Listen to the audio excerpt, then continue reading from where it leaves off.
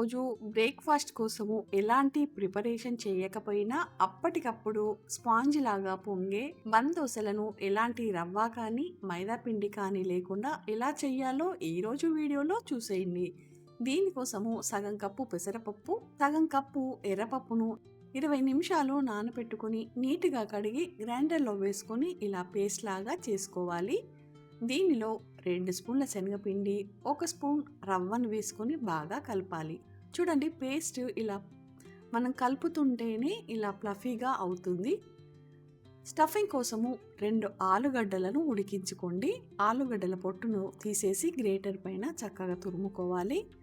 Stove పైన pan పెట్టుకుని 1 spoon oil వేసుకుని జీలకర్ర, కొత్తిమీర తరుగు, కారము, ఉప్పు, ధనియాల పొడి వేసుకుని దోరగా ఫ్రై చేయాలి.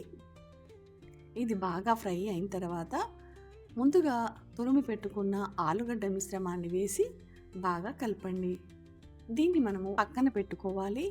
స్పైసీ కోసము పచ్చిమిర్చిని వేసుకోండి. ఇంకా దీనిలోకి నిమ్మరసాన్ని కానీ ఆమ్చూర్ పొడిని కానీ వేసుకోవచ్చు.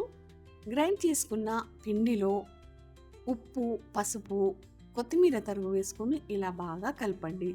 దోసలు బాగా పొంగడం కోసము 1 శాచెట్ ఈనో ప్యాకెట్ను వేసుకోవాలి. 1 కప్పు పిండికి 1 శాచెట్ పడుతుంది.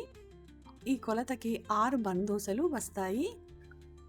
పౌడర్ పైన వాటర్ వేయంగానే నురగ వస్తుంది. ఈ నురగని పిండిలో బాగా మిక్స్ చేయండి.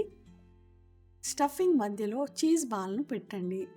చీజ్ పెట్టడం వల్ల ఈ దోసలను పిల్లలు చాలా ఇష్టంగా తింటారు. చీజ్ బాల్ని మధ్యలో పెట్టి ఇలా గుండ్రటి బాల్స్లన్నింటినీ ముద్దుగా రెడీ చేసుకుని పెట్టుకోవాలి. స్టవ్ పైన పోపు గంటని కానీ చిన్న ముకుడును కానీ పెట్టుకుని ఆయిల్తో గ్రీస్ చేసుకుని 1 స్పూన్ ఆయిల్ వేసి పిండిని వేసుకోవాలి. మధ్యలో స్టఫింగ్ను పెట్టండి.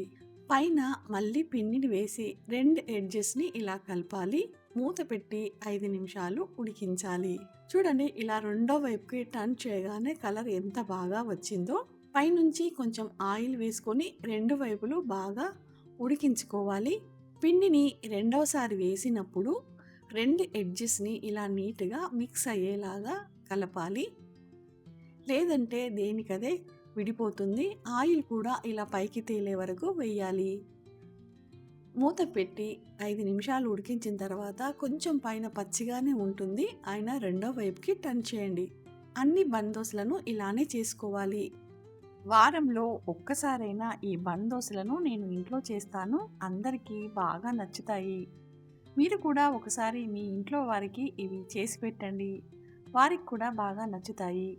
మరి దోసలు మీకెలా కుదిరాయో కామెంట్ సెక్షన్లో కామెంట్ చేయడము అస్సలు మర్చిపోవద్దు. మరిన్ని మంచి వీడియోల కోసము ఛానల్ని సబ్స్క్రైబ్ చేయండి.